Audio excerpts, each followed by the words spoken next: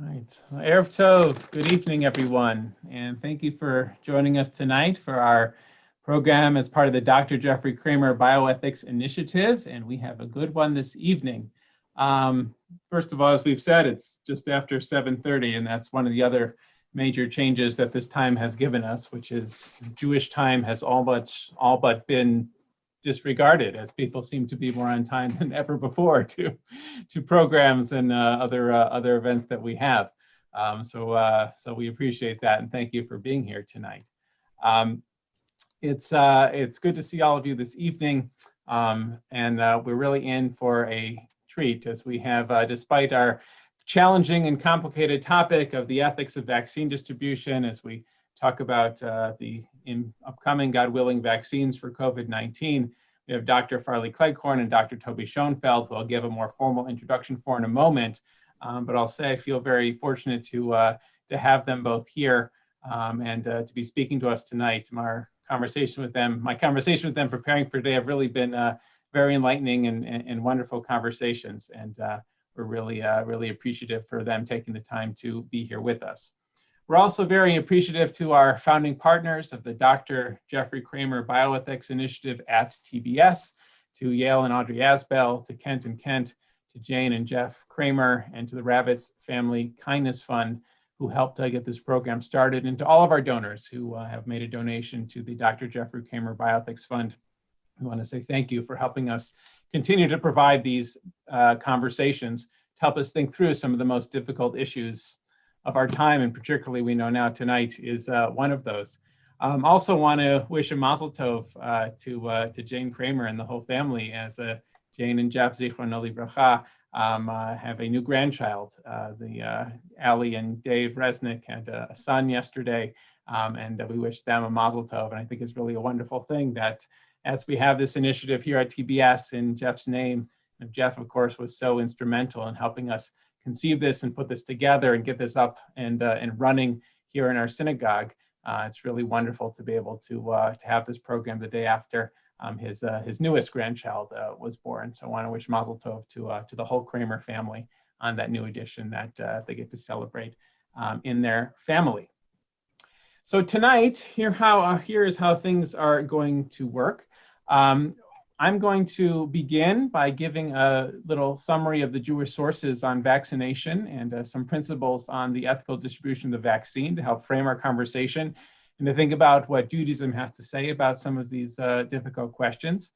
Then we're going to pass over to Dr. Cleghorn, who's going to be speaking about vaccines and the production of vaccines and also logistics of distributing vaccines, which of course is a challenging and complicated topic. And then we're going to go to Dr. Schonfeld, who is an ethicist and is going to speak about the ethical challenges of figuring out who gets the vaccine when, especially if it's a vaccine that will have been approved by the FDA but hasn't gone through all the usual trials. Over the course of tonight, then we'll open it up for questions. The way we'll do questions that we've done in the past here is we'll ask you to please chat any questions you have. You can do that at any point. The chats will come directly to me, and I'll be moderating the questions. I'll apologize in advance if we do not get to your question. I anticipate many questions here, and we're going to do our best to leave a good amount of time for the question and answer session and to get the conversation going on this topic here tonight. So just feel free to write in the chat any questions you might have at any point, and we'll keep track of that and start and get ready for our question and answer session. Also note that our session tonight is being recorded. It will appear on our website, tbsonline.org/bioethics, along with all of our other bioethics programs that are recorded and are up on our website. So if you want to review old programs or revisit some of those topics or see tonight again, if you know someone who wasn't able to be here tonight, you can go to the website in a couple of days and we'll have this up and running. So in the Torah, in the book of Devarim, we have a verse that really sets the tone for our conversation tonight and really helps us think about our health. In Devarim, it says, Hishemer lecha ushmor nafshecha, which means be careful and to watch yourselves or to watch your souls, which is understood by the Talmud as a directive to avoid danger whenever possible. And elsewhere in Devarim and Deuteronomy, we find a mitzvah about putting a parapet or a guardrail around one's roof, which is understood in later sources to mean that we not only try to avoid danger, but we also actively try to protect ourselves. And our tradition's view on this is summed up nicely by Rabbi Moshe Isserlis in the Shulchan Aruch in the 16th century, who wrote, "One should avoid all things that endanger oneself, as we treat physical dangers more stringently than ritual prohibitions." In addition to protecting ourselves, the Torah also tells us we need to worry about the well-being of others. Like it says in Leviticus, "Lo tamod al dam re'echa," don't stand idly by the blood of your neighbor, which is understood to mean that we do everything we can to safeguard the health of others. Now, this is a short summary of many sources that make it clear, first of all, that taking preventative measures like wearing masks, washing hands, maintaining social distancing are not just recommended, but are obligated by halakha, by Jewish law, during this time of pandemic. That's because even if there's a chance, like we've been saying throughout this time, that our behavior can protect our lives or the lives of others, then that takes precedence over any other consideration in making sure that we stay safe and we help keep others safe to the best of our ability. Now, when it comes to vaccines, we can say much of the same thing. And in 2005, Rabbi Joseph Prauser wrote a tshuva responsa for the Committee on Jewish Law and Standards of the Conservative Movement that ruled that vaccinating children is a mitzvah, is a commandment, and that Jewish day schools can and should mandate that all enrolled children be vaccinated, because he found there is no basis in halakha to support a parent's request for a religious exemption under Jewish law. And Rabbi Elliot Dorff, one of the leading teachers and ethicists in our movement, who spoke on the topic of medical aid in dying in our Bioethics Initiative in June of 2019, in his book, Matters of Life and Death, addresses adults with regards to vaccinations as well. And I think he sums up Judaism's approach to vaccines nicely when he writes in his book, "With its strong sense of community and duty, the Jewish tradition would have us use communal measures to preserve our lives and health as much as possible. It would be a violation of Jewish law for a Jew to refuse to be inoculated against a disease, at least where the inoculation has proven a track record of effectiveness. Jews, on the contrary, have a positive duty to have themselves and their children inoculated against all diseases where that preventative measure is effective and available." Rabbi Dorff makes it clear that Judaism obligates vaccinations for adults and children where the vaccine has a proven track record of effectiveness. That's one of the challenges in our conversation tonight. So when it comes to the measles or the polio vaccines, for example, or other vaccines that have been proven safe and effective, getting vaccinated would indeed be considered a mitzvah. It helps protect us and helps protect others. But what about when that vaccine is still being tested, like in the case of our COVID-19 vaccines that are now just coming out and will be approved before all of the testing has taken place that would normally take place for the vaccines, as our speakers will speak more about in a few moments. There's another factor, though, that we must consider when we talk about an impending COVID-19 vaccine, namely that we're in the midst of a pandemic that has led to more than 1.3 million deaths worldwide and almost 250,000 in our country. Certainly, this creates a sense of urgency to use a vaccine that will have been tested for safety, though not for as long as other vaccines. Now, here's one historical example that I think is helpful for our conversation. In the late 18th century, smallpox swept the globe, causing much sickness and death, especially in children. And Dr. Edward Jenner developed a vaccine, the first of its kind, and rabbis wondered whether they should encourage people in their communities to take it. Many did, and their feelings were summed up in a letter published in London in 1785 entitled Ale Trufa by Rabbi Abraham Nanzig. Rabbi Nanzig himself was mourning the death of his two sons to smallpox, and his letter was a passionate argument for inoculation against smallpox. Smallpox was the leading cause of death in Europe in the 18th century, where an estimated 400,000 people died annually. And this led Danzig to an important conclusion. He maintained that a person who encounters the smallpox, whether or not he or she is actually sick, is already potentially so and should be considered to be ill. As he wrote, everyone is sick in the face of this hatred, that is to say, the disease of smallpox. Anyone who has tasted the cup of poison from this illness is without a doubt potentially sick until the evil becomes actual.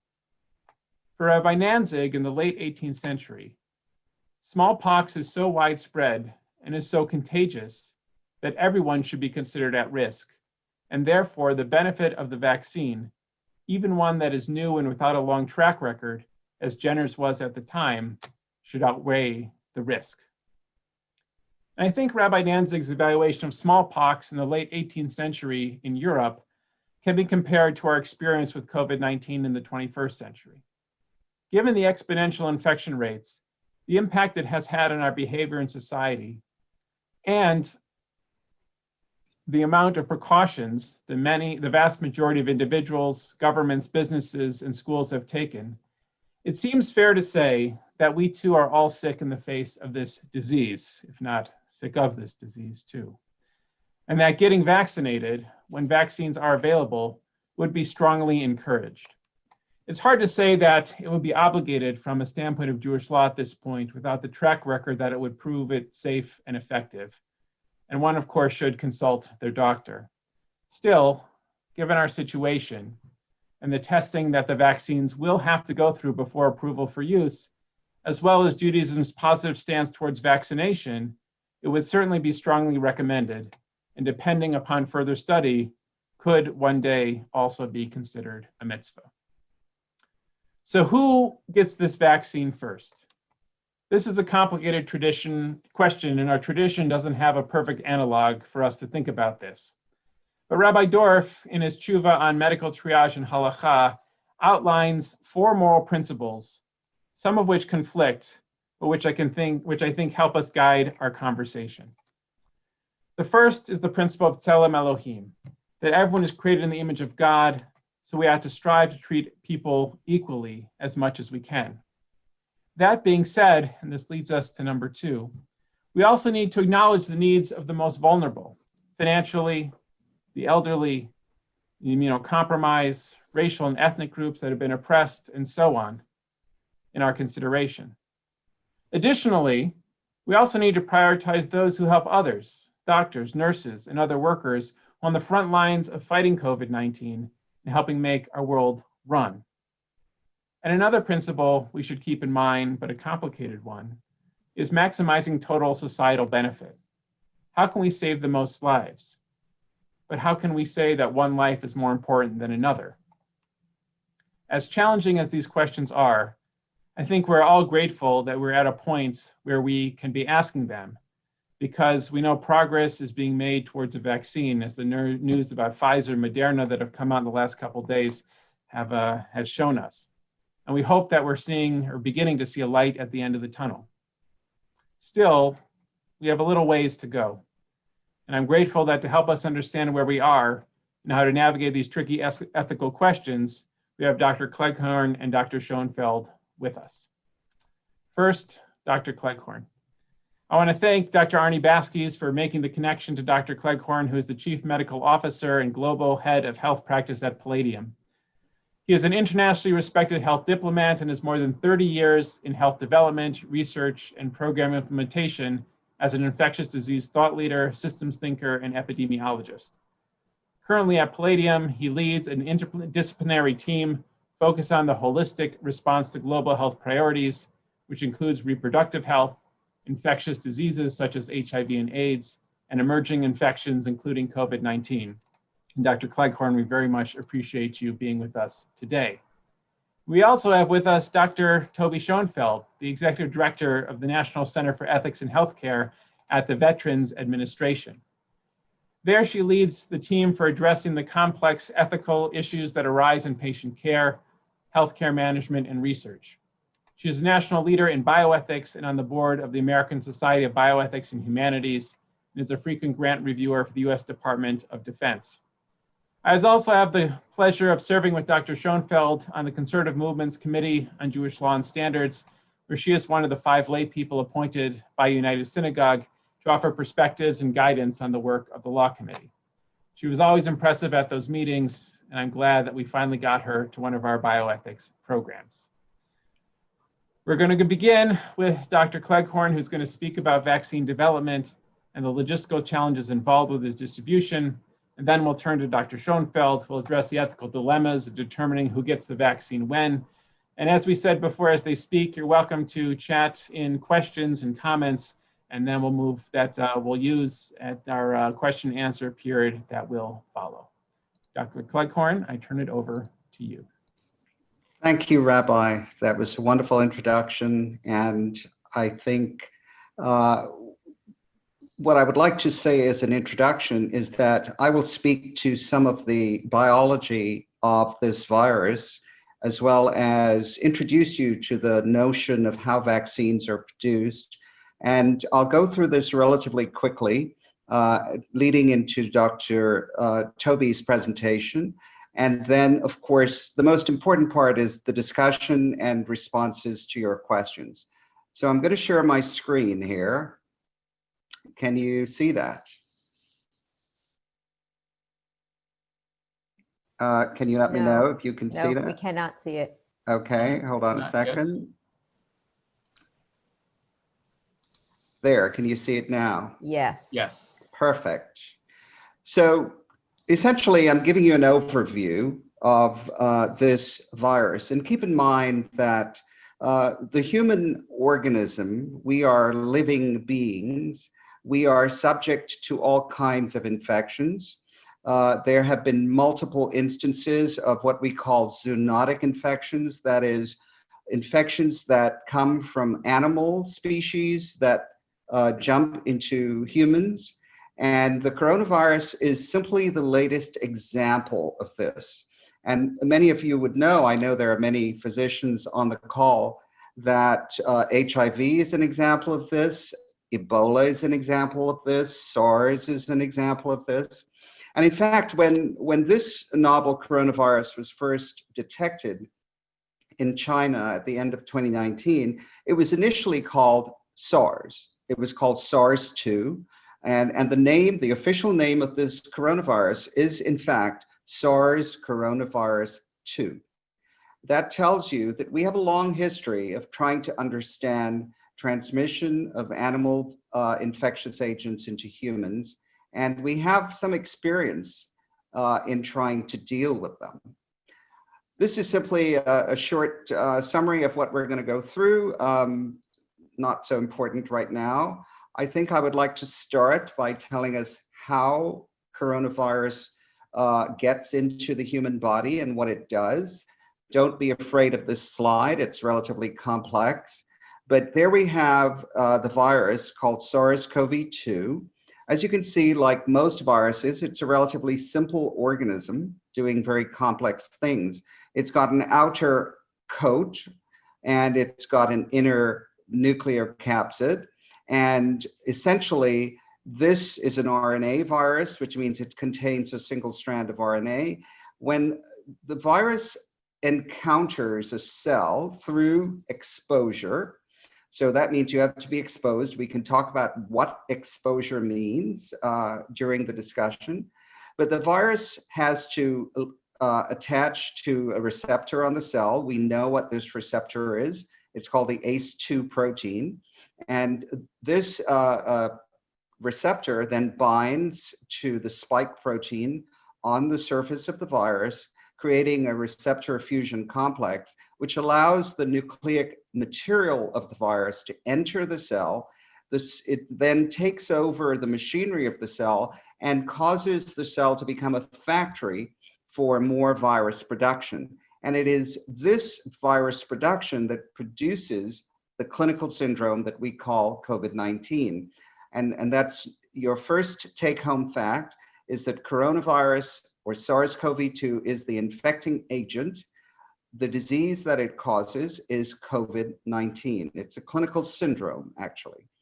And while the lungs represent the primary portal of entry into the body, it actually comes through the respiratory system, so the nose, mouth, and eyes.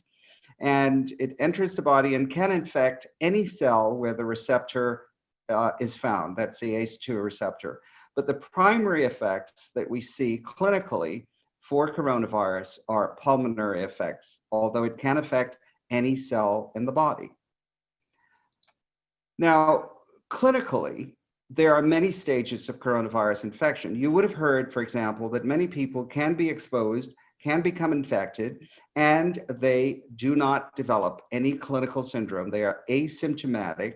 Sometimes people refer to these as carriers. This is not necessarily the case, but you go through an initial phase where you have no symptoms. A certain proportion of people will develop COVID-19, and you have to go through a pulmonary phase in order to get to COVID-19, which is a multi-system syndromic condition. And the reason I'm telling you all of this is that when we are trying to develop a vaccine against an infectious agent, we think in terms of two types of immunity. One is sterilizing immunity. That is, you actually prevent the infection from taking place or taking hold in the body. And then there is therapeutic immunity, which is you're trying to prevent the sequelae of the infection, which is the clinical syndrome that it causes. So another key take-home point here is that if you prevented any clinical outcomes from any infectious agent, then you essentially make that infectious agent much less important.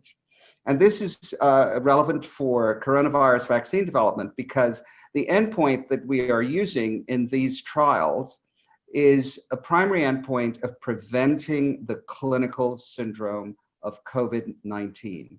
And we'll come back to that in the discussion. Another key take-home point here is that there are differential effects of the virus and its clinical syndrome in different groups of people. And by that I mean there are groups of the population with enhanced risk, and we can enumerate what those are. It will come up in the discussion, but you know what these are already. They're the elderly, so those over 65. They have a much higher risk of disease and death. In addition, we have many comorbidities that influence the outcome and may increase the risk of death and disability. And that includes very common conditions like chronic diseases, diabetes, hypertension, cardiovascular disease, kidney disease. All of these increase the chances that the outcome of infection with this virus will be more severe and could result in death. That will of course be relevant when we talk about who should get vaccines first when we have limited availability. Just want to go back there for a second. Hold on, there we are. What are we actually looking for when we are trying to develop vaccines for coronavirus? Well, we can describe the profile of the perfect vaccine.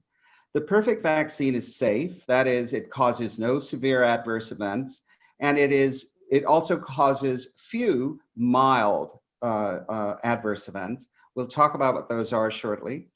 It generates protective immunity. That is, subsequent exposure to the infectious agent will not result in infection and/or death and disability. We should have a single dose for this effect, preferably an oral dose. Of course, that is a dream for coronavirus at this point. It should be cheap. We use a global benchmark of $1 US per dose for trying to understand an effective vaccine that's usable around the world. We use $1 US as a benchmark in terms of cost.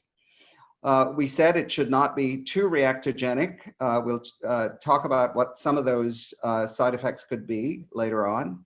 It should require no special conditions. And I think all of you are going to be raising your eyebrows because you've heard about the Pfizer vaccine that requires storage and distribution at minus 70 degrees Celsius, which is minus 94 degrees Fahrenheit. Again, we'll talk about this shortly. It should be broadly applicable to humans, that is all ages, should be safe in pregnancy, and should be safe for people with other diseases, like all of the chronic diseases I mentioned earlier, as well as people who are, say, immunocompromised and who can't take, for example, live vaccines. And when you put all this together, you get a very clear notion of what we are chasing. At the same time, we are well aware that many vaccines that we use today don't fit this idealized profile. And as it turns out, that is going to be the case with coronavirus vaccines. My mouse is a little super sensitive. Sorry.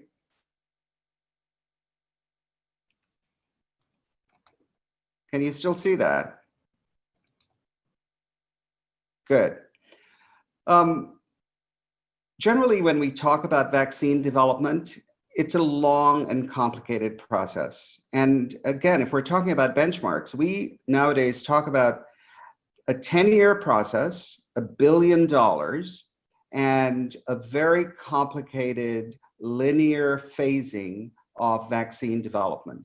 That is, you ordinarily go through what we call a preclinical phase that lasts a certain amount of time, where you're understanding what this infection is, you're understanding what you can use as an immunogen, that is, as a vaccine candidate, and you do all kinds of studies, both in the laboratory as well as in animals. Then you go to human trials, and human trials, again, it's a linear, progressive testing phenomenon, where you start off with small amounts of people or small numbers of people, and you're looking at safety.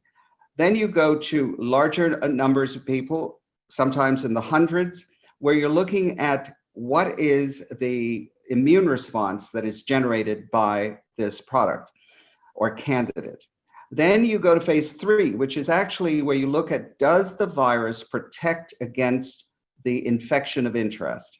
And in this case, this will be coronavirus. So we're in phase 3 trials, we're actually giving half the people the candidate vaccine. We're giving half the people a placebo. A placebo is simply a bit of inert material like normal saline.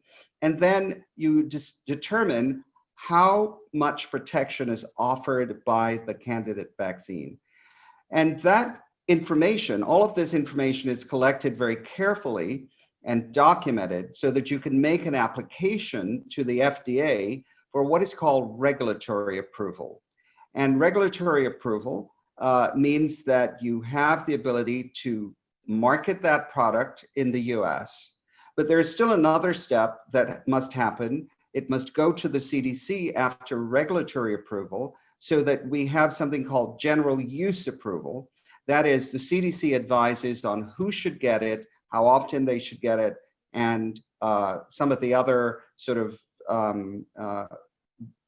epidemiological factors around vaccine delivery. So ordinarily, this whole process takes about 10 years, costs $1 billion. In the case of coronavirus, we're trying to compress all of this to less than a year. The money is actually a multiple of billions of dollars. The US government has invested $11 billion of our tax money in the development of coronavirus vaccines, and we're looking to get a return on that investment. Now, keep in mind that this is from the New York Times Vaccine Tracker. There are many vaccine trackers out there. Most of the big papers have them. Lots of multilateral and national agencies have them. And there are over 100 products that are currently in some phase of testing. There are 12 products that are in phase 3 trial testing, of which 4 of those are taking place in the US. So it just tells you this is a massive global effort. And as you can see from this slide, there are already 6 products that have been approved in other countries for use in certain categories of the population. Two examples would be in China. They have approved a vaccine that has not yet completed phase 3 trials for use in the military and in certain categories of essential workers. In Russia, exactly the same thing. They have a vaccine called Sputnik 5 that they have licensed for certain population groups. So when we talk about licensure, manufacturing, and distribution in the US, we are talking about the system that we have used over the last 50 years, which is headed by the FDA to get regulatory approval. We have a harmonized process with the European Union, Japan, and Australia, where a product that goes through this kind of rigorous testing is approvable in all of those countries. So there's reciprocity. And we can talk a little bit more about that. But the take-home message here is that there are many, many products in development, and many of these products come from different parts of the virus. They use different technology platforms. It's kind of ironic that the two front runners for in the vaccine development process from Pfizer and Moderna, they are both of a type that we have actually never used before for vaccine development, and that is their mRNA vaccines. And again, we will give you some more information about that shortly. This gives you simply a snapshot of some of the phase 3 trials that are coming down the pike. If you look at in the middle of this slide, you'll see here's Pfizer, and you'll see that the trial is taking place in multiple countries. We have actually, at the I chair a couple of committees at the NIH where we pivoted the HIV vaccine clinical trials network to become the coronavirus vaccine clinical trials network. So we had a ready pool of volunteers that could enroll in these clinical trials. Here's the Moderna. It's taking place only in the US of A. And there are many other candidate vaccines that are coming down the pike. You're going to hear more about them. This is a race towards a vaccine. And it's a race that is being encouraged by investment using our tax dollars, as well as by investments from the companies themselves. And one of the key ethical issues that Toby will be talking about later on includes cost as well as access. So many, many products coming down the pike. This is a global effort. One of the key issues that will come up in the discussion is that there has been a certain sense of what we call vaccine nationalism. That is, countries are trying to protect their own populations, and that is both defensible and indefensible. The WHO has created a platform called COVAX, which aims to get commitments from wealthier countries to provide enough vaccine for poorer countries that do not have their own vaccine development process, which actually is the majority of countries in the world today. And as you know, as Micah spoke at the beginning of this session, when he talked about the obligations of Jews to look after not only their health, but the health of their neighbor and the health of their fellow man, we have actually incorporated these great religious principles into public health. When we speak of the public health principle, we always mean do the most good. And that can be even in the context of having imperfect knowledge. If your knowledge is imperfect, you aim always to do the most good. And I am reminded of the great saying by Cicero, salus populi est suprema lex, which is the health of the people is the supreme law of the land. And disruptions in the health of the people will rapidly bring about disruption in society. So having said that, I've given you a bare summary of some of the factors that are important in getting to vaccine development. Where does that leave us? Last slide here. Well, I've mentioned to you that for civilian use, we go to the FDA, we take the information from these phase 3 trials, we can get two types of approval. One is something called an emergency use authorization. That is, you don't have full data, but you have promising data, and you essentially say to the FDA, we've got enough data for you to consider. There's one key difference between an emergency use approval and standard approval, and that is you cannot compel anyone to take a drug that is approved under an EUA. Whereas if you have standard approval, you can compel people, depending on their exposure, their occupation, their school, their participation in certain what we call congregate settings.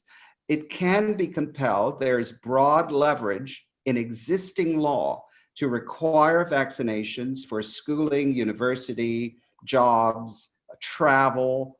There are many, many instances, and this is something that needs to be discussed more generally. As I said, once you get FDA approval, you don't just run out and make enough vaccine and give it to people. You have to go to the CDC and say, tell me how I should do this.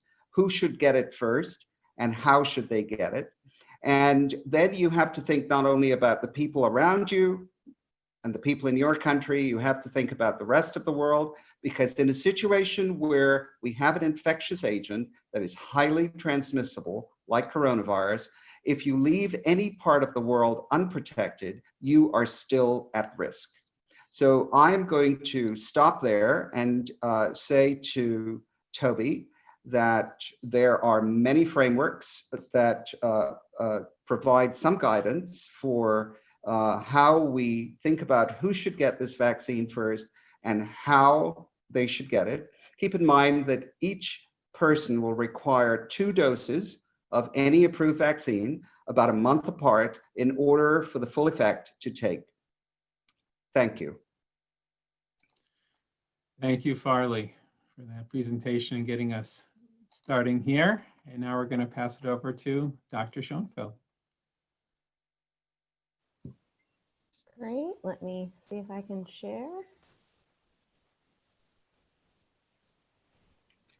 While Toby's doing that, I'll just throw out a couple more facts. One is that this vaccine will not be approved for children. Most of the volunteers were 18 and older, and we are left then with another ethical issue of what do we do about kids? Right. Can you see my screen and can you hear me? Yes. Yes. Okay. I can only see myself, which is not at all helpful. So thank you very much for that lead in, Dr. Cleghorn. I think it sets me up perfectly for this. Thanks very much, Rabbi, for the invitation. It is delightful to be here with you and to be here with your congregation and all of the friends and family who have joined us this evening. This is important stuff, and I will say it's as complicated as it gets, and that was evident in one of the more recent Committee on Jewish Law and Standards meeting that Rabbi Peltz and I attended, where an ethical approach that seemed obvious to some people turns out not to be so obvious. So this is pretty complicated. So what I wanted to do was to start by contrasting what the goal is traditionally in healthcare and how that shifts when we're thinking about something like a global pandemic. So this picture that I'm showing you now represents a traditional relationship between a healthcare provider and a patient, where the goal is to promote individual well-being, restoration of health and functioning where that's possible, in all cases making sure that we are caring for the patient in front of us. So that healthcare provider has a fiduciary responsibility to advocate for their patient, to do what is in the patient's best interest. When we look at something like a global pandemic, what we're thinking about is not the relationship and well-being of a particular patient with a healthcare provider, but really the relationship between the healthcare system, those delivering care, and the population broadly construed. So as Dr. Cleghorn just said, viruses don't respect national boundaries. So we can't just say, oh, it's okay as long as we make sure that everyone in the US or everyone in Canada is protected, right? Because viruses travel. And so we've got to think about what should be our goal here. So the goal is generally something like, how do we create the best possible outcome, the greatest good, for the greatest number of people, while at the same time respecting human dignity. So the respect for human dignity serves as a constraint on this desire to really maximize benefit. So what does that look like? How does that constraint operate? Well, think about some of the facts that we already know now that we are 7, 8, 9 months into this pandemic. We know that one of the impacts of COVID-19 is that there is a disproportionate effect on racial and ethnic minorities.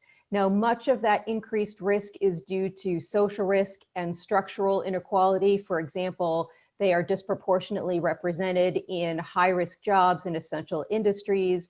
There is also a relationship between comorbidities and risk of bad outcomes from COVID-19, right? Dr. Cleghorn told us about that at the beginning.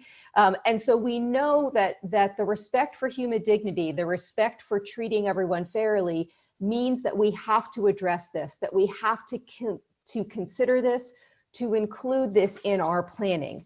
The question is, how do we do that?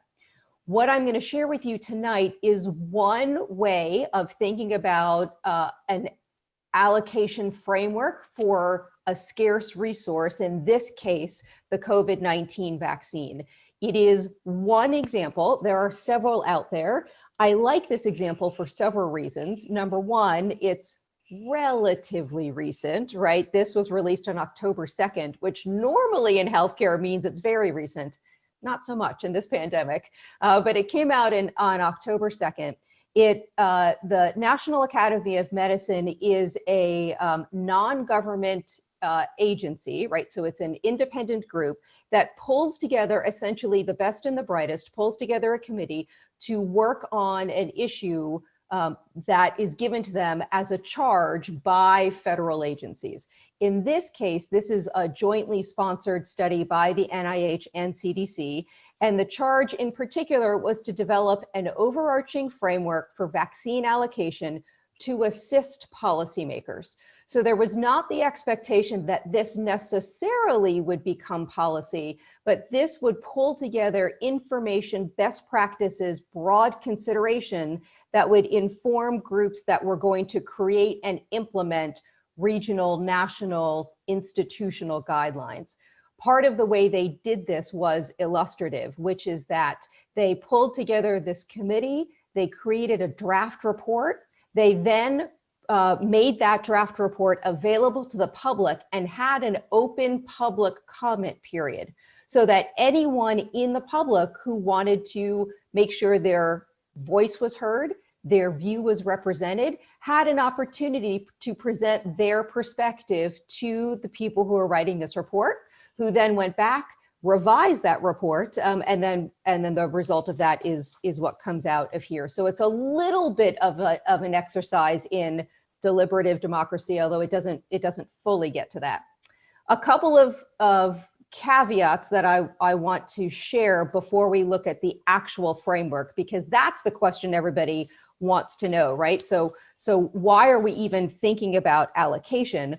Well, allocation only matters in two instances. One, where there is scarcity, which is the case here. Now, originally in the pandemic, we were thinking about scarcity of other things, right? We were talking specifically about scarcity of ICU beds, scarcity of ventilators, that sort of thing. Unfortunately, with the surges going on now, we're starting to talk about the filling of hospitals and that sort of thing. So we think about scarcity of space, scarcity of staff, scarcity of supplies. When there is scarcity, when there is more demand than there is supply, we have to figure out how do we determine who and what gets those resources.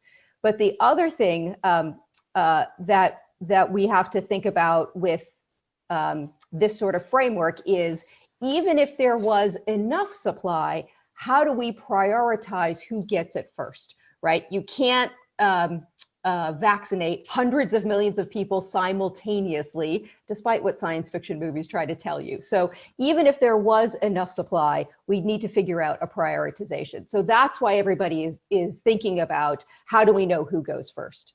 So one thing that the National Academy of Medicine made sure to put at the outset was a recognition that we are operating in circumstances where a significant amount of information is unknown. So just this week, as Dr. Cleghorn mentioned, we got word of the second vaccine that is likely going to be available to some members of the public, right? But there are dozens of them in development, all working a little bit differently, all on a little bit different timeline, all with a little bit different setup for clinical trial. So we don't know exactly what vaccine we're talking about. So each vaccine will have a different overall efficacy, different efficacy in different groups, right? We'll have different safety profiles, will be accepted differently depending on how the study was set up. And I'm going to show you some information about that in a few slides. Is this literally a one-shot vaccine? Do you have to go back twice? Do you have the kind of flexibility in order to do that? What is the state of the pandemic when the vaccine becomes available? Is it a situation like now where it's surging, where states are instituting more restrictions because the transmission rates continue to go up and up? Or is it a time when the rates have reduced and so the public is more relaxed and less concerned about this and less interested? That affects the uptake as well. Vaccine distribution and administration, social, economic, legal context. Think about friends and family who live in rural areas who have to drive quite a distance in order to see a healthcare provider. How do we make sure that those individuals have access to this resource? So their overall goal, and it's really important to know that they were trying to balance these considerations, reducing sickness and death from the disease, but also reducing negative societal impact, right? So I think we've heard a lot recently about, do we prioritize the virus? Do we prioritize the economy? The answer is yes, right? So that they are inextricably intertwined. And so when we're thinking about how do we allocate this scarce resource of the vaccine, we have to think about these goals as connected, because without that, we're missing a really important piece of the picture. The other thing that's really important about the National Academy of Medicine's profile, and they spoke about this in their public release of the document, is that they took a very different approach to their allocation framework. They didn't start with the science. They started with the ethics. And they did that because they understood that determining the appropriate framework for allocating a scarce resource in an environment where so many people were getting sick and were dying was going to require foundational ethical principles that could serve as the basis for sound decision-making moving forward.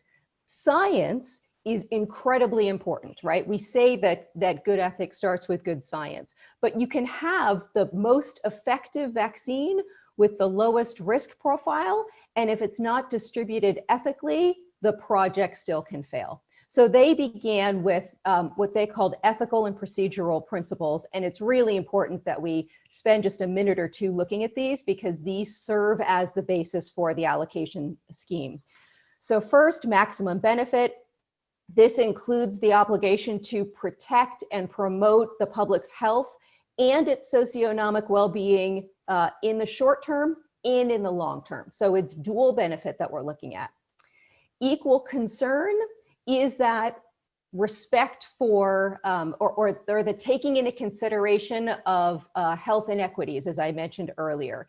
This requires that every person be considered and treated as having equal dignity, worth, and value. So in Judaism, this is B'Tselem Elohim, we're created in the image of God, we are all equally worthy because of that. Mitigation of health inequities includes the obligation to expressly address what I had mentioned earlier, which is the higher burden of COVID-19 experienced by populations affected most heavily, given their exposure and their compounded health inequities. The principle of fairness requires the engagement with the public. So the National Academy of Medicine didn't do it because it was good PR.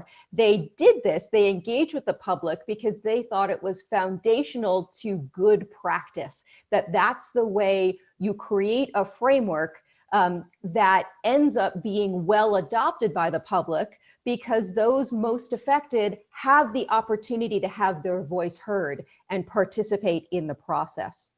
Transparency is the obligation to communicate clearly how and why decisions are being made, even if we can't respect everyone's perspective, right? Some people have perspectives that are directly opposite from others. We can't always respect all of the perspectives. How we've made decisions, what the basis for those decisions were, who was involved, who was consulted, all must be communicated to the public. And the framework must be evidence-based. So that means it must be based on the best science that we have, including its goals, its criteria, and as we're seeing, the best available information, recognizing that since it's changing, that we have to be prepared to change our guidelines along with it if new information becomes available. Okay, so this is essentially how they put their framework together, and the next slide is the framework. I know that's what you've been waiting for. So first, that goal I mentioned to you is the first thing that they mentioned. The goal itself led to the allocation framework, what they call the allocation criteria.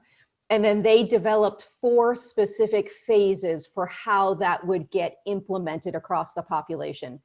You see down here the foundational principles. Imagine the image of a tree. The foundational principles create the root structure that feeds the trunk, right? And the trunk is the allocation framework. Without those, without that root structure, without the foundational principles, the tree falls over, right? So you have to have something to ground it on. And I will say that these principles are very similar. I had a slide in here that I took out because I don't think it's that important, but there are a number of different frameworks, as Dr. Cleghorn mentioned. The foundational principles are fairly consistent across the board, which is, I think, an interesting and promising practice. Okay, I know this slide is hard to read. I apologize. I will give you the source for it, and certainly these slides will be available to you after this. But this is the answer to the question, who gets it first? Who gets what when? So what the National Academy of Medicine suggested was a 4-phase approach, where the phases, you move from phase 1 to phase 2 as both supply becomes available and as we exhaust the populations in each category. So in the first phase, where inclusion is really based on maintaining the healthcare system and broader functioning, high risk of exposure, and high risk of transmission to those who are at high risk. So what we get from that are high risk healthcare workers, first responders in the very first phase, and then the second part of that first phase are people who have 2 or more comorbid underlying conditions, diabetes, that sort of thing, that put them at significantly higher risk, or adults over 65 who were living in something like a nursing home, what we call a congregate living center, or in an overcrowded setting, right? And the concern there is about transmission risk, right? Those unfortunate stories we keep hearing about nursing homes that have outbreaks, this is the reason, right? Because people are living close together and are not able to maintain that physical distance that is required to protect against virus transmission.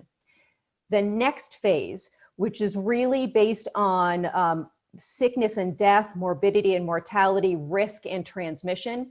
Here's where you get folks who are involved in childcare, right, in schools. So you see that list. Those who are critical workers in high risk settings, right? And another interesting outcome of this pandemic is now all of a sudden we think about our grocery store workers as essential workers. We might not have put them in that category before. Our UPS drivers, the people who bring you your packages from Amazon, right? So these are folks who are, we would consider essential to the functioning of our society. And because they are interacting with so many people, they are at higher risk. Those who have other comorbid conditions that put them at moderately higher risk. So it's not one of those categories where it's been proven higher, the significantly higher risk, but they're not 100% healthy people. And then again, we've got other congregate living groups. So these are people who are not in the over 65 category, but who are still in an environment where transmission can be a significant problem. Homeless shelters, jails, group homes, those sorts of things, right? And then anyone over the age of 65 who hadn't been already included in phase 2.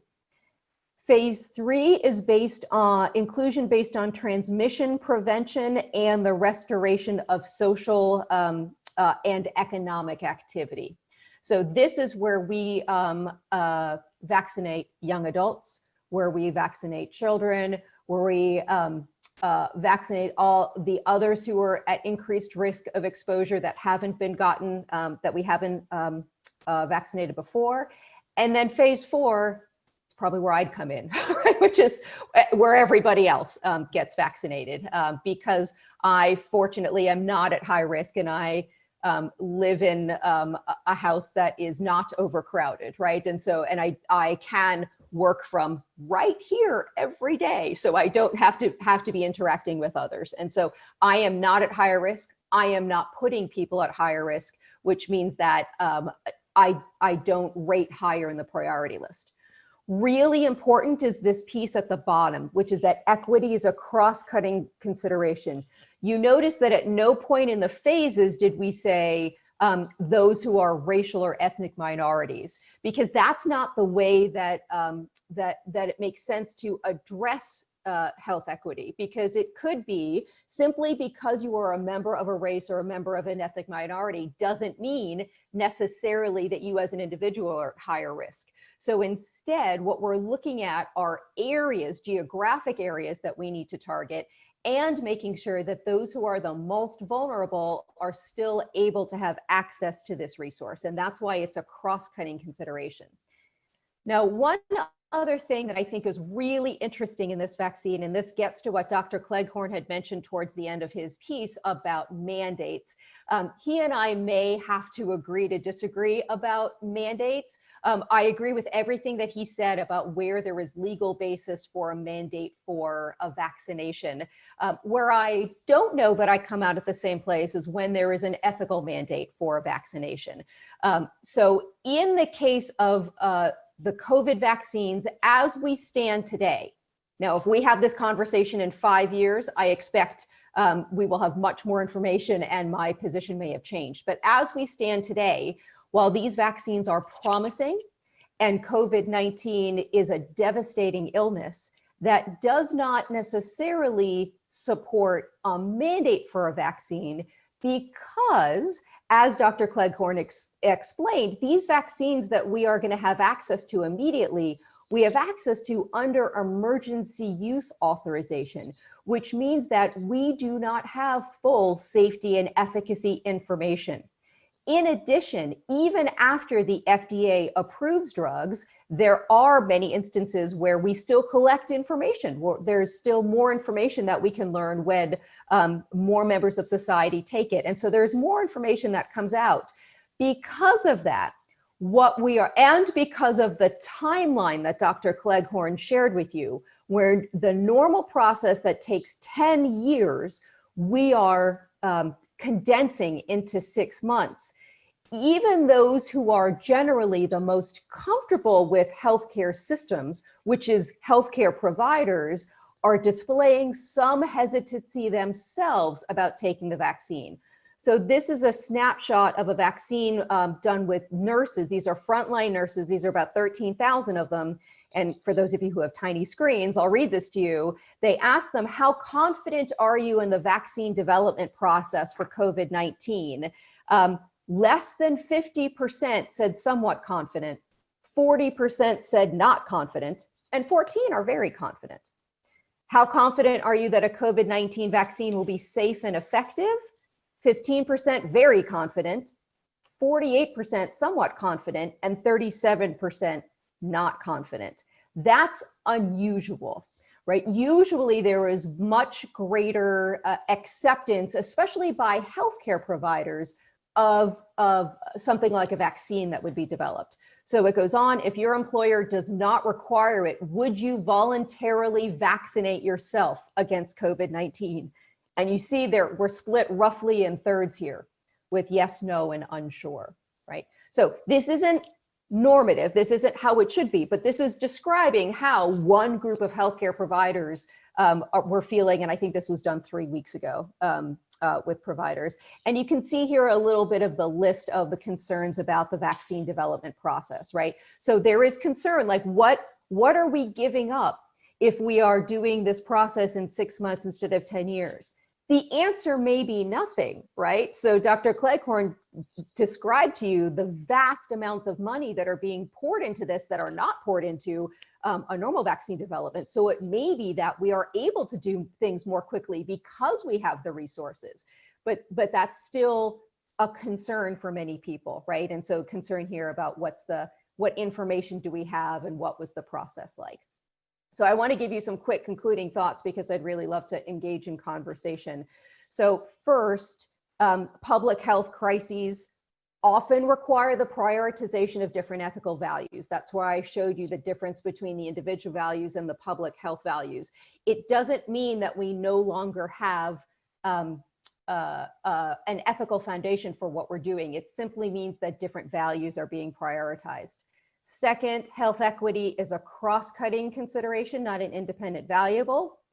Third, frameworks and guidelines only work if they are adopted and enforced, right? And so there is a whole nother talk that we could, well, I can't give, I work for the federal government, but Dr. Cleghorn could give. There's a whole nother talk that someone could give about how do we do this on a national scale? How do we do this on a global scale, right? Because all of the frameworks are only as good as our ability to have them adopted and enforced. And for a long time, this is really what we all want to leave you with, which is that no matter how good these vaccines are, it is going to be a long time until we can abandon these well-known and effective processes of washing your hands, wearing a mask, and staying 6 feet apart. Because even if we have enough vaccine to get to phase 4, it's going to take months and months and months and months to have the population vaccinated such that the risk is much lower. So let me stop sharing so that we can go to discussion. Thank you, Dr. Schonfeld, and thank you, Dr. Cleghorn, for those presentations. We have a number of questions coming in here, and I'm going to get started with. Just a reminder, if you'd like to submit a question, please just write it in the chat. We're going to do our best to go through them as best as we can. A couple of questions to start, and this is a toss-up. Sometimes I'll address it to one of you particularly, but this is a toss-up. One of you or both of you are welcome to jump in on it. Couple different questions about some of the stats that you showed, Dr. Schonfeld, and this idea of people taking the vaccine. On the one hand, Dr. Ben Rosenblum asked, how can we, in light of the importance of herd immunity, how can we address the vaccine hesitant and the vaccine refusers? And kind of connected with that, I think it's Dr. Seth Rosenbaum asked, if only 35% of the nation say they will take the vaccine, how can we expect herd immunity? So given what we're hearing about the vaccine and people's willingness to take it, and also the efficacy and safety of it, what does that have to do with herd immunity, and how can we also address those who might have doubts about taking the vaccine? Who'd like to start with that one? Just unmute yourself. Wait. Farley, it looks like you're talking, but you're unmuted. There you go. Oh. Wait, one more time. There we go. There we are. Can you hear me now? Yep. There's a precise mathematical relationship between herd immunity and population coverage and of course, with an estimate of efficacy. So let's assume we had a 90% vaccine, efficacious vaccine, that is, it protects 90% of people. You'd still have to get a certain level of coverage in the population in order to provide what we call herd immunity. And keep in mind that herd immunity is a concept we only apply to vaccines. We never apply it to natural infection in the community, okay? So there's a precise mathematical relationship, and we could say with a highly efficacious vaccine, which is what 90% is, that you would need about a 65 to 70% population coverage in order to produce herd immunity.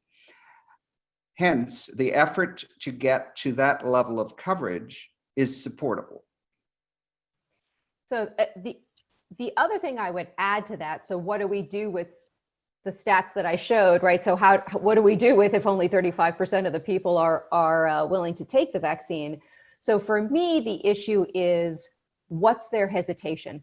And one of the things that we know, one of their hesitations is we don't know any information about this, right? So we need more information. And I will say, I was on a call with bioethics program directors the morning that the Pfizer news came out. And we were, we are not unsavvy to this world. And people on this call were debating what the New York Times report said, because the information came via press release, not a scientific paper. And so what people were saying is, we've got to see the paper. We have to see the data in order for us to feel more comfortable. And so one of the things I think that we can do as a society, in addition to in general promoting science literacy, is to share the information. So the kind of information that Dr. Cleghorn shared at the beginning about, here's what this virus is, here's what this vaccine looks like, or how vaccines work, right? Here's what this particular one says, because it wasn't even clear at the beginning from the way, because of course it's a press release, so it's often, at least the first draft is often written by scientists, but the last draft often is not, right? That last draft often is involved with public affairs people and, editors of newspapers and that sort of thing. And so sometimes the science doesn't come through as clearly. And so it wasn't even clear what that 90% efficacy rate was from the first stories. And then they corrected them over time and we got more information. So I think one of the things we can do to address hesitancy is to share information. Right. Yeah. And especially if this is a global effort, the more information we have and can share with each other, the better off we will all be about this. Can I add as well that we have some unfortunate examples of political interference in the approvals process for therapeutics related to coronavirus. And we saw two very egregious examples of that with hydroxychloroquine and with monoclonal antibodies to coronavirus, where there were claims being made that were not supported by the evidence. So I think Dr. Schonfeld is absolutely right. We ordinarily would not even proceed to a press release unless we had data in hand. But this just goes to show how unusual the circumstances are here and how big the stakes are for all of us. So on that, and you both spoke about this a little bit, but a question from Dr. Mark Gallant, who's a cardiologist in our community, deals with COVID patients and a few others as well. So once there is a safe and effective vaccine, and maybe I'll say even when there's not quite one yet, do you think we should require it with proof for people before people can return to school or workplaces where they're going to be in contact with many other people? Or if we don't feel that we can require it, then what do we, then how do we move past this? And I'll just add on to that question, it's slightly related, is a question that came in here. I'm sorry, I lost the track of who asked it, but what about those who are immunocompromised or those who can't take the vaccine for whatever, for whatever reason? What is, and where do they land in all of this? For those who can't? So I'll start off and Toby can jump in. Essentially, well, let's start with the second part of the question first. We said that there are many different products being developed. The two products that are now leading the pack are both mRNA products. So they actually encode for a very specific protein in the virus. There's no possibility that these can infect someone. It's an impossibility. If you were using a live attenuated virus, that's a completely different situation. So people who are immunocompromised would be able to take these two products, no question about it, okay? There are other products in the development pipeline that are different, that use vectors that are live viruses, attenuated viruses. That's a different situation, okay? Now, remind me what the first part of the question is. About mandating Yes, vaccination for schools or workplace or. And I don't think Toby and I have any disagreement. I was merely trying to state that under current law in the United States and in many parts of the world, there is broad leverage to require certain vaccinations. For example, if you tried to travel around the world from a place where yellow fever is endemic to another part of the world where yellow fever is not endemic, they can turn you away at the border for not having a yellow fever vaccine. This is completely standard in international law. Similarly, if you look at childhood vaccination schedules, which is the bulk of our vaccination effort in most countries, is the expanded program of childhood immunization. Schools can and do require that you have a full set of vaccinations before you enroll. And that, of course, you have to make allowance for what we call medical exemptions and even religious exemptions, depending on the state. But such law already exists and people can try to use them. I think we do need to update these laws for the current situation and interpret these laws with this current situation in mind. And some of what Dr. Schonfeld mentioned is, the fact that we're going very fast here. And often in the drug and vaccine development process, we have the luxury of time to tweak things and to improve vaccines and to make safety profiles better and to essentially gain more knowledge. And here we are proceeding without perfect knowledge. Right. So I will add to that. I'm a philosopher. I don't think there is such a thing as perfect knowledge. That's not what I was going to add. But you said that and I felt like they're going to take my degree away if I don't say that.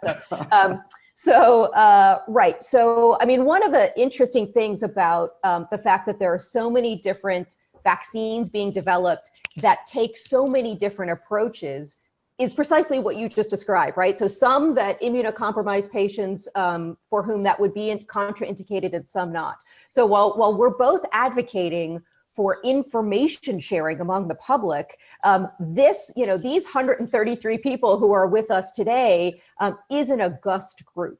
Right? It's a group of individuals who are educated, who are motivated, who are interested in this work, and who I dare say have some science literacy or some concern, or they wouldn't be here.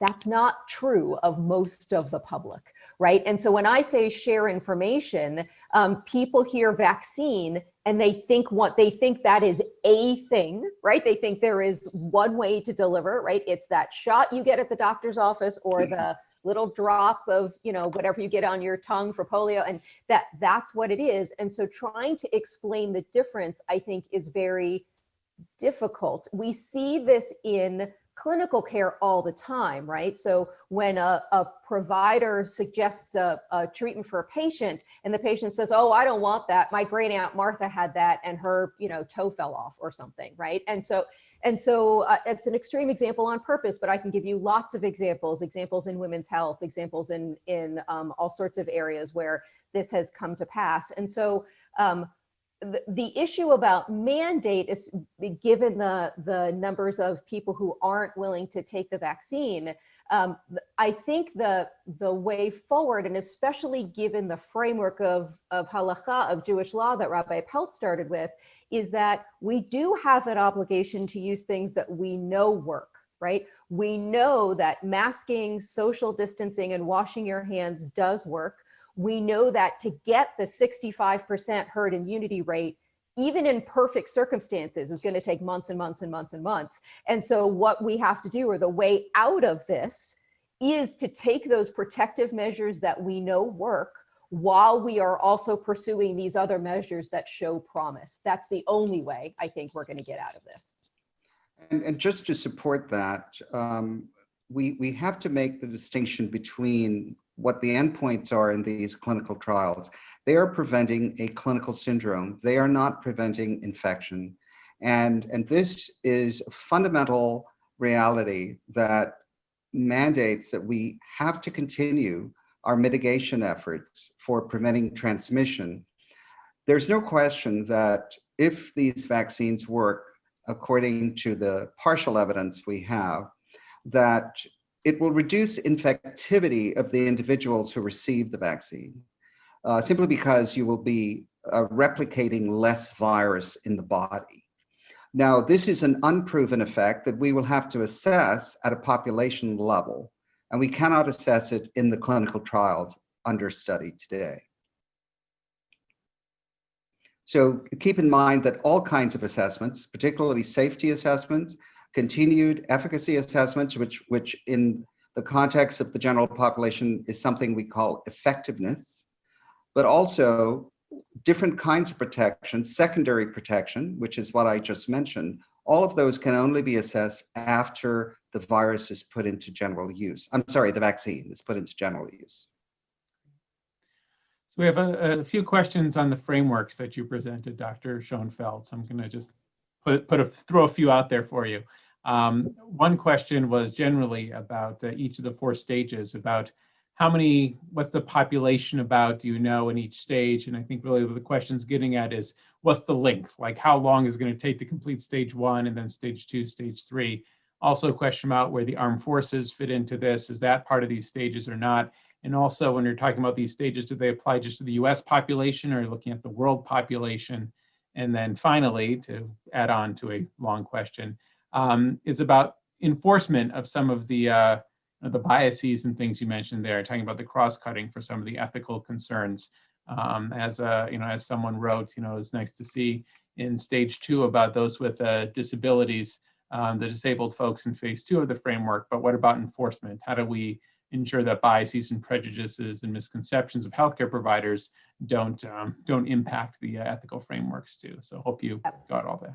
Okay, right. So just small issues, really. So yeah. So the answer to the how long, I don't know. I don't think anybody knows, right? I mean, that's the like it would be nice. That's what everybody wants. Everybody wants the phased plan, and to say it will take us 3.2 months to get from here to here to here to here. But we just don't know that. We don't know that because we don't know how much vaccine we're going to get. We don't know what the contraindications are going to be for all the vaccines, right? So it might be that in aggregate, all of the vaccines can cover all of the population, but then you've got to adjust for all of the things that Dr. Cleghorn said. So we simply don't know.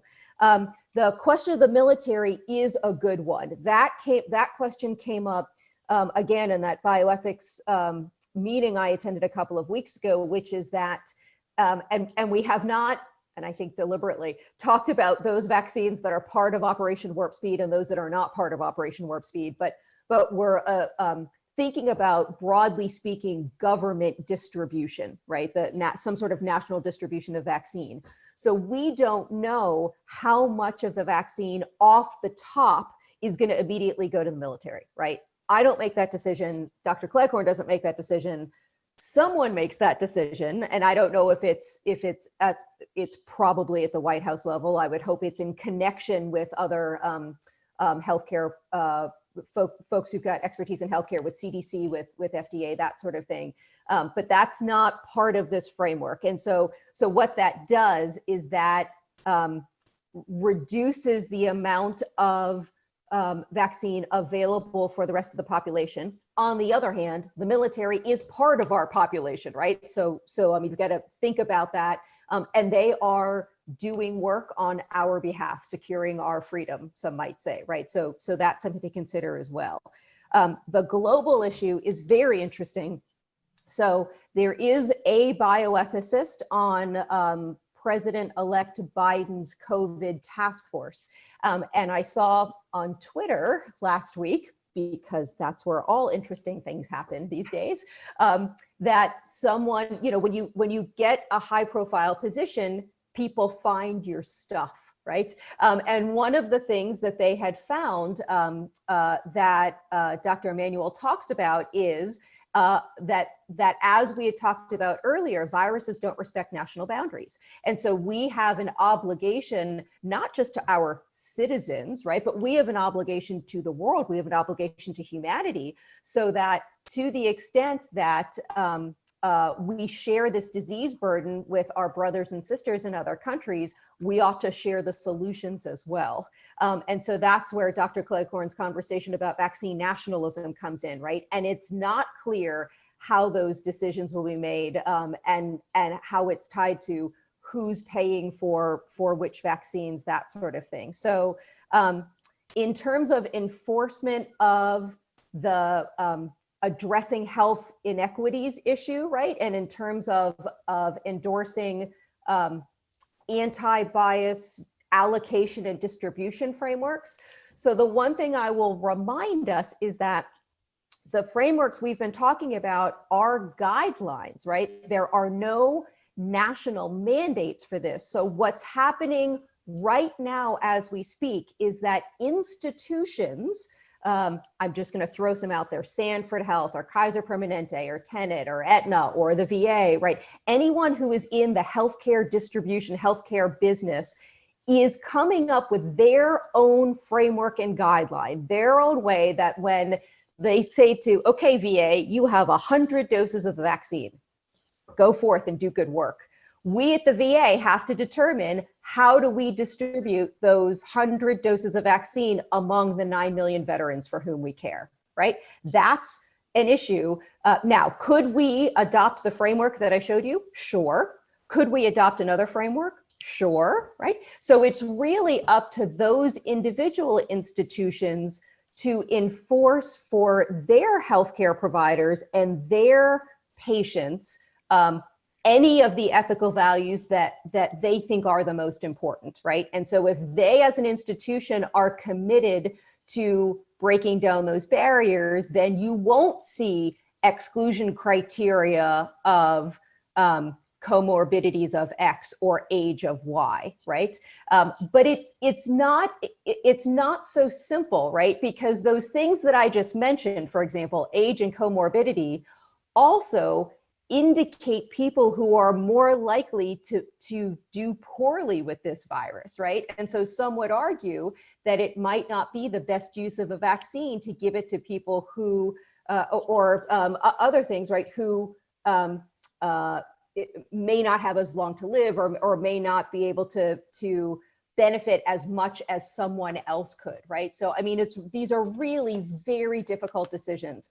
But enforcement really has to be left to those institutions that are allocating the vaccine or the medication or whatever it is themselves. I'll just add one thing to that, Toby, and that is, I mentioned earlier that military use is governed by a different set of principles than civilian use, and active duty enlisted men and women can be compelled to take vaccines. Those of you who are old enough will remember that we gave our military smallpox vaccination, 15 years ago after the anthrax scare. We were developing anthrax vaccines for them as well. This was not intended for the civilian population, but to protect the fighting force of the country. So different set of principles and a different set of regulations. So, a couple of the questions coming in are, it's dizzying the amount of vaccine candidates that are out there, and the first one may not be the best one. And one question came up saying that perhaps we could answer whether any of the vaccine candidates could be answered with challenge studies. At the question of where you stand on challenge studies. We can say a word of explaining that and what exactly a challenge study is, because you can do that better than I can. Sure. So a challenge study is where, instead of conducting a phase 3 trial where you assess the ability of the vaccine to protect during what we call natural risk, that is risk in the community, you essentially identify volunteers that you can challenge with infectious doses of the virus. And that is something that other countries have actually thought deeply about. There has been no appetite for that in the US of A, but there has been appetite, say, in the UK, where they have assembled a group of people who are willing to be challenged with virus after getting candidate vaccines.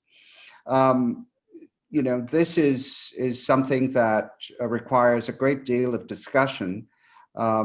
Essentially, it means putting people at risk with their consent. And that is something I think Dr. Schonfeld can speak to in terms of how we evaluate benefit to society versus risk to those volunteers. Yeah, so what I will add is that we have done and we do challenge studies in the US. Oh, we do. Not for about other, COVID, not on COVID-19, exactly. right? So for many other infectious agents. Exactly. Correct. So we do them. So we have a history of them. There are ways to do them safely. There are ways to do them ethically.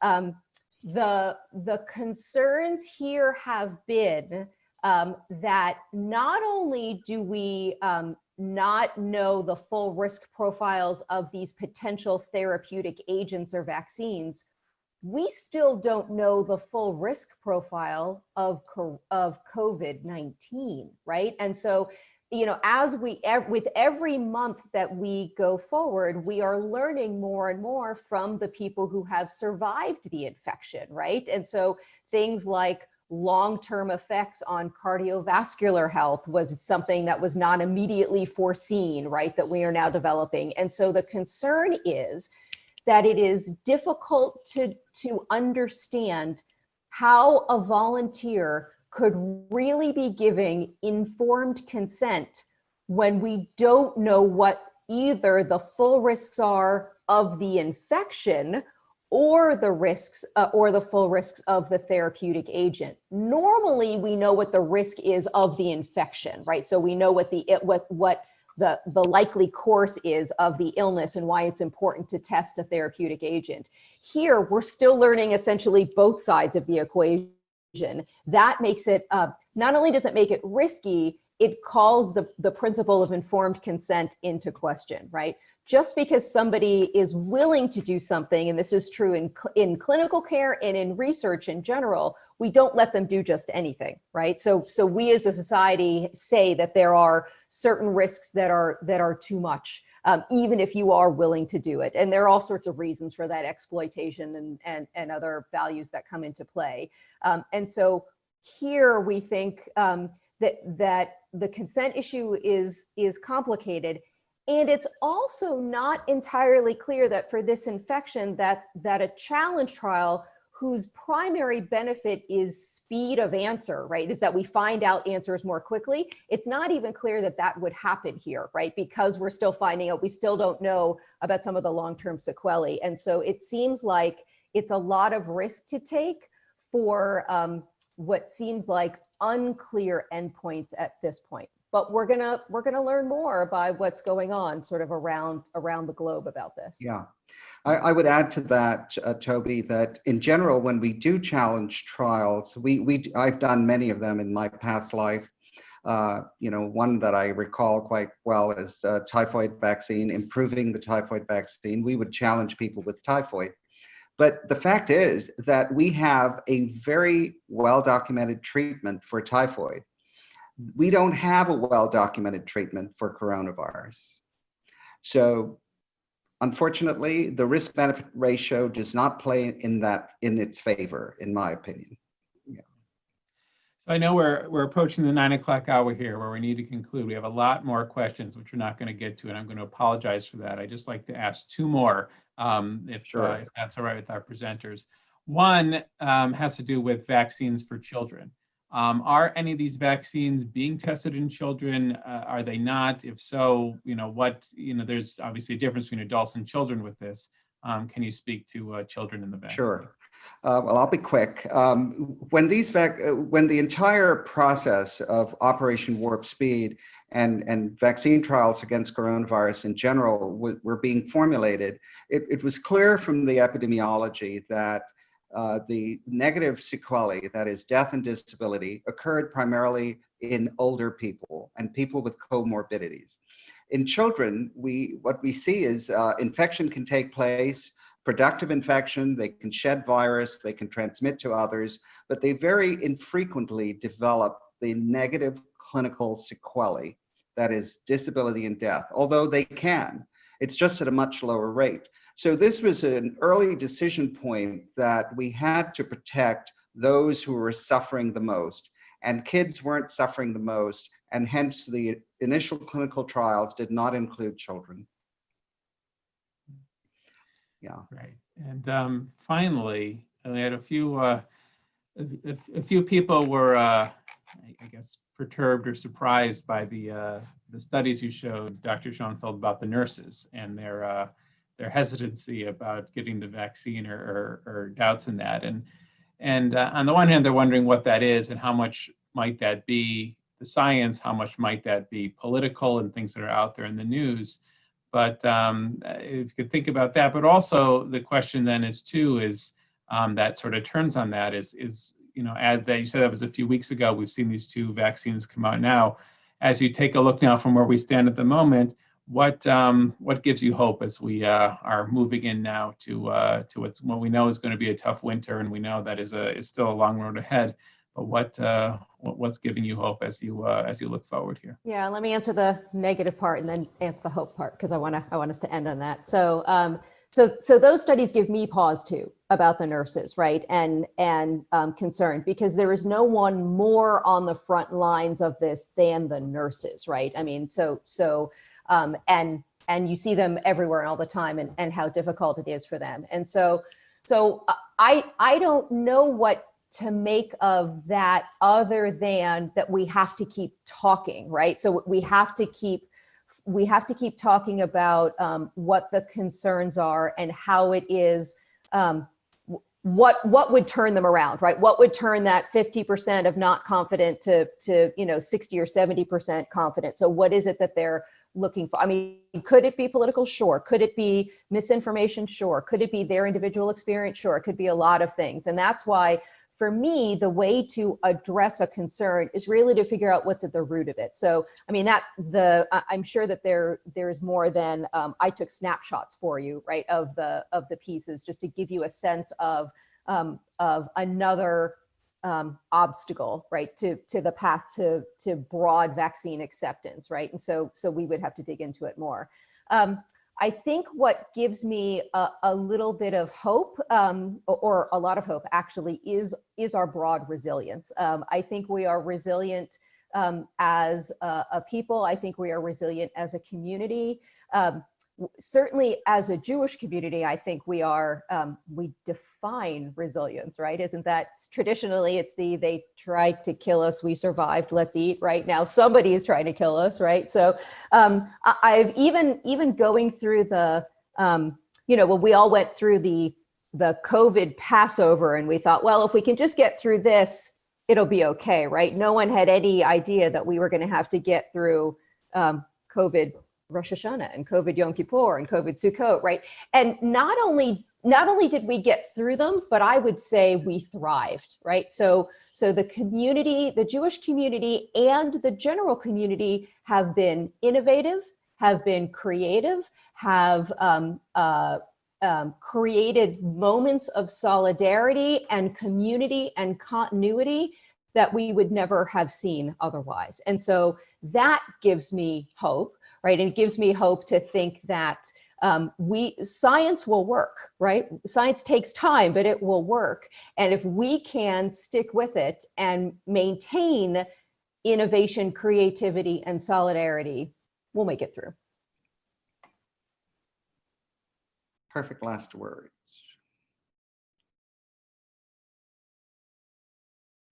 I would agree with that as well. So I want to first of all thank our presenters, Dr. Cleghorn, Dr. Schonfeld. We so appreciate your time and your expertise and being here with us tonight and helping us think through these very complicated and challenging issues that we're facing. And certainly your message of focusing in on what we do know, which of course resonates in the Jewish tradition of doing the best that we can to care for ourselves with those preventative measures of masks, of social distancing, of washing hands, which we've been talking about throughout this pandemic. We'll continue to do. And as we hear about the vaccine, God willing, each one is a step closer to getting to a point where we can get through this pandemic. The other piece of Torah I want to offer and to end on is one that I heard from my friend Rabbi Josh Feigleson, which is this Shabbat we start reading Parshat Toldot and hear about the birth of Jacob and Esav. We know that Jacob is the father of the 12 tribes that are to come. And a bit later, in a couple of weeks, in the middle of the Joseph narrative, right after Joseph is sold into slavery, we have this strange story about Judah and Tamar.